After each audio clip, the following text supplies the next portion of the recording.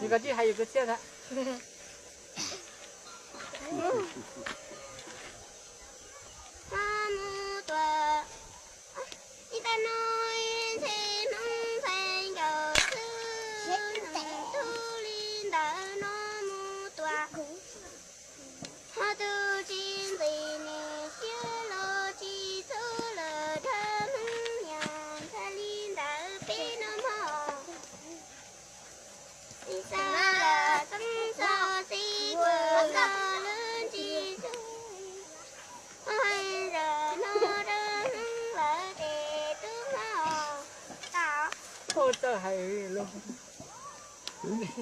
That's good.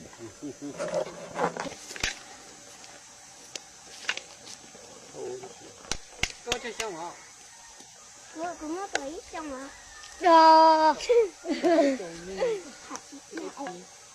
Wow. 11.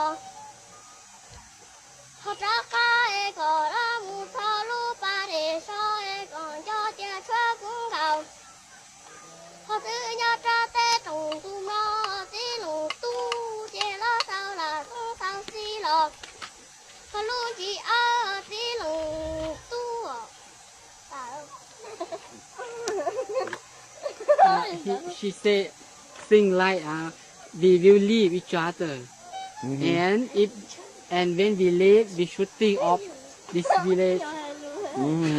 Đó, cho tụi này nói chế các bạn hay là các bạn hay. The in the middle one. One sing one song. Sing. Hay mà. Hay nữa. Ừ. Anh đó. Tiếp ta nó. Hay chưa sao nữa.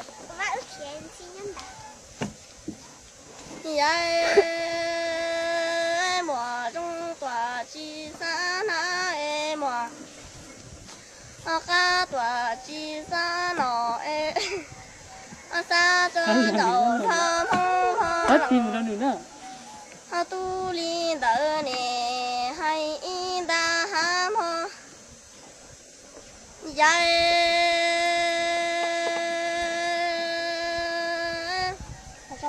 lu để tăng lu để tăng dù dân trâu đại lòng chơi liêu mong lòng tu ha mà cha bảo đi có hay cả lu tòa thang đi to có gió trò theo nắng tòa đi cho ca chế nhất ta nó cho mùa xa bảo lý có hay chế họ cả thu tòa tha chi gió có gió trò cha thắng tòa đi cho khai có chế mong nhẹ lòng anh thầy nó trùng thu tê nó cho còn cho chế có sông tới tòa cho Oh.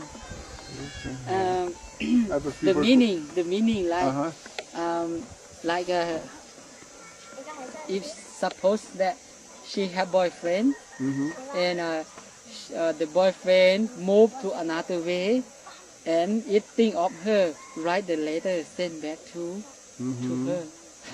giờ họ hai đứa nó trắng thì hai chị lấy rong Lấy trong mà cho trong mà có cho đâu nữa.